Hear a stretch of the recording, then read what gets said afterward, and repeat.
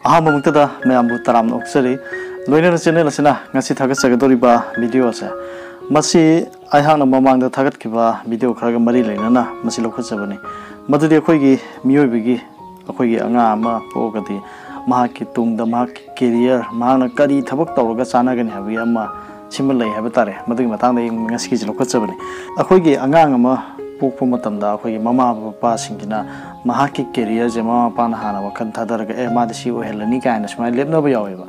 अदो सिगे पोसे अदुम अखोइनसु सिनेमादा कैदा दुम उनरबनी हाबदि मसीगुम थबक सि तौबिगनोना हाबदि मसाना पामजबा सिनफमदा चललो हायदना दुमाय हाय मसाना पामजबा सिनफमदा चलगदि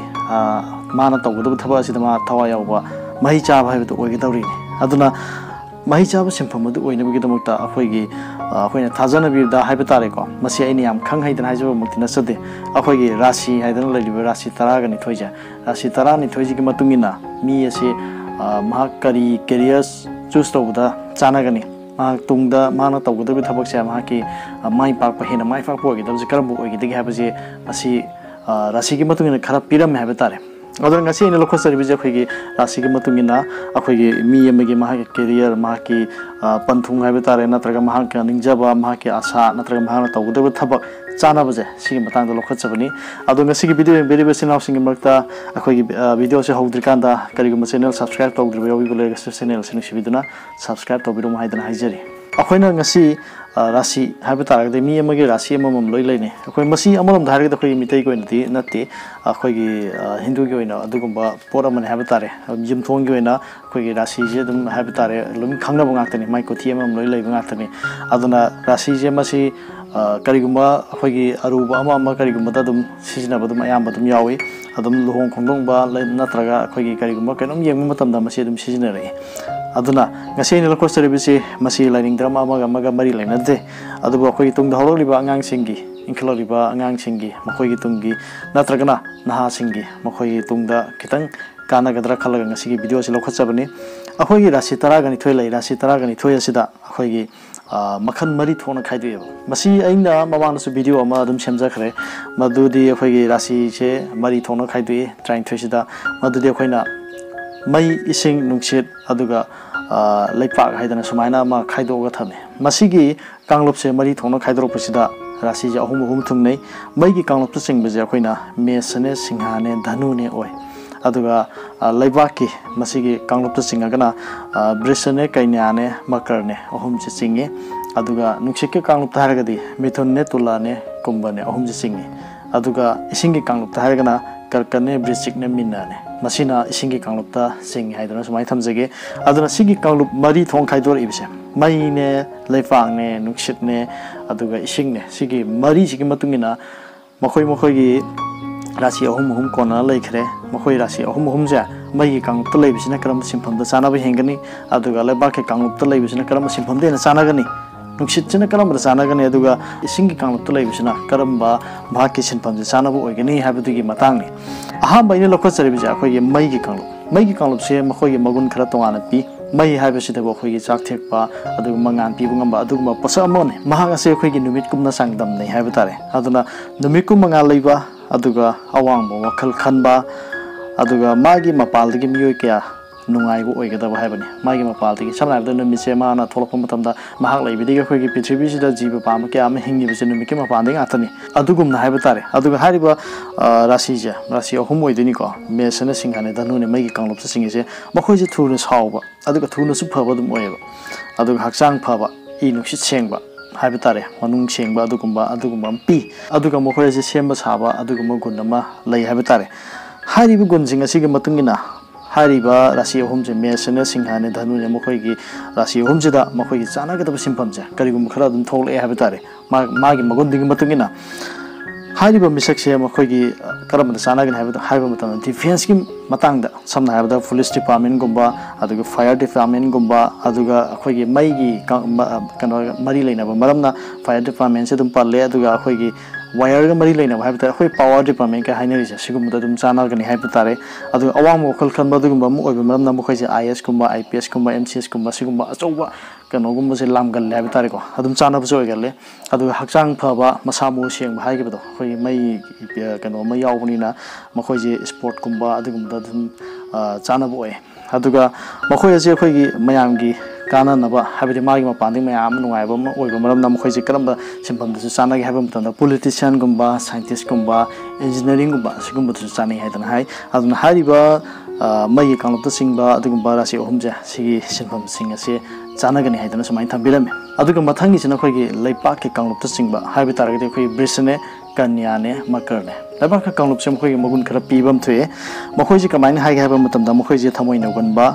थबक ओइना पांगथोकपा हाबदि करिगुम्बा थबक अमा तौबदा अखोय चिंदगी हेंदना अखोयगी थबकने हेना पांगथोकपा अदुगुम्बा मिसाम ओइगले अदुगा अफब फतब खनबा ngamba हाबि तारे करिगुम्बा थबक अमा तौगदि मदु फगदरा फरोइदरा हाबिगे मतंगजे मखोय खांबा ngame अदुगा हक्सांग फै महाक्स अदुम अदुगा होनबा कल्ली माक्से होनबा याम कनबा अदुगुम्बा अमा ओइ अदुगा खांगबसु कनबा पिरमि तुंगी खनबा ngamba अदुगा ngang मीना थाजबा ताबा नुंगायबा ओइ हादना समाय पिबिरमे हारिबा गुणसिंग सिगे मतुंगिना मार्केट सिनफम जानाबा येंगफम मतमदा करी करी पिलम गे हाबा मतमदा फाइनेंस ज्वेलरी गी अदुगुम्बा थबक अदुगा फिल्म इंडस्ट्री समनाबदा आर्टिस्ट गुम्बा मा हाबा तारे एक्टर एक्ट्रेस अदुगा सिंगर गुम्बा सिगुम्बा दुम चानै अदुगा मखोयजु इंजीनियर गुम्बा अदुगा ट्रेडर्स गुम्बा अदुगी राइटर गुम्बा अबदे राइटर जिंग साइ आर्टिस्ट मंग दुम सिंगरे अदुगा मखोयजे इंपोर्ट एक्सपोर्ट के बिजनेस गुम्बा अदुगा दुम चानै अदुगा लाइबा के कांगलुप तो ओबे मरमना मखोयजे अयामना अखोयगे एग्रीकल्चर के मरी लेनाबा डिपार्टमेंट गुम्बा को अदुगा अखोयगे लमगा मरी लेनाबा थबक समनाबदा अखोयगे लमोथोंसिन गा तौरिबा अदुगुम्बा डिपार्टमेंट अमिन गोइनरी बुखनरी बिसिगुम्बजे मखोयजे सिगी राशि मंग लेरगदि हेना चानाबा हाबता गदि अखोयगे थबकसिबुदि अमन राशि अमन हाइबा लेते थबा सिदि अमन अदुम फंगिबे आइको मानद्रगसु अदुगा सिम्फमदु सांगबा मतमदा हेना चौखटपो ओइबा हाबिदुनिको चानाबा ओइबदि मतुंगिना अदु ओइरकदुइनि अदुना आर्ट की कांगलुप सिंगबजे समनाबदा ब्रिसने कन्याने मकरने मखोय केरियर दुनै नोजि खा थमजखरिदो अदुगा मथंगिजे मसिना नुक्सिके कांगलुप सिंगबा मखोयजे मिथुनने तुल्लाने अदुगा कुंभने हारिबा अहुमजिनेबा अदो मखोयजु मगुन खरा फोंदे मदुदि मियांगा मरी फबा मरुप याम्बा हाबदि मी अमगा पुनबदा याबा मा ओइबा हाबि तारे अदुगा कोक लैबा ब्रेन याम फबा हाबि तारे को अदुगा हैसिंगबा अदुगा टेक्निकली मादि लॉजिकली ओइबा ओइ हाबनि हाबदि याम हैसिंगबा अदुगुम्बा मा ओइ हानि पीरे अदुना सिगी मगुन सिंग मतुंगिना माकी केरियर माकी सिनफम यांगपा मतमदा करी करी पीगे हाबा मतमदा मखोयजे चानागदा हाबि तारे मदुदि अकाउंटिंग गुम्बा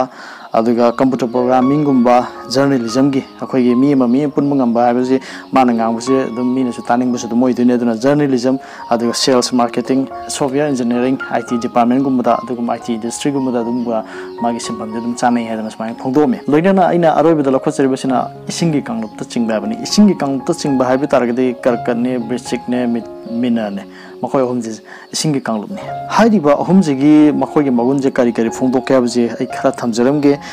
थमोय नौगले पी नौगले को अदुगा पार्टनर की खनबा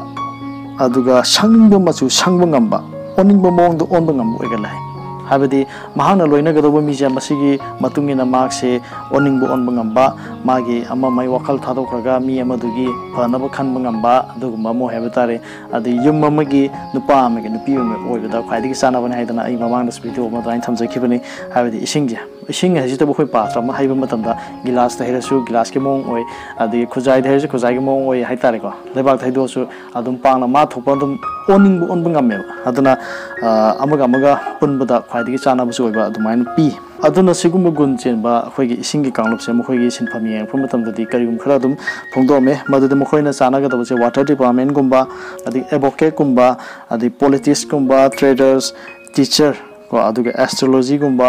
अदुगा मखोइजे नेवी इसिंगी मरी लेना भाइतारे नेवी अदि शिपिंग अदुगा काउंसिलर फाइनेंस माइना पिरमे खरा पिरम हाबे तारे इसिंग कांगलुप त सिंगबजे इसिंगी समाइना पिरम समाइना माजे अखोइगे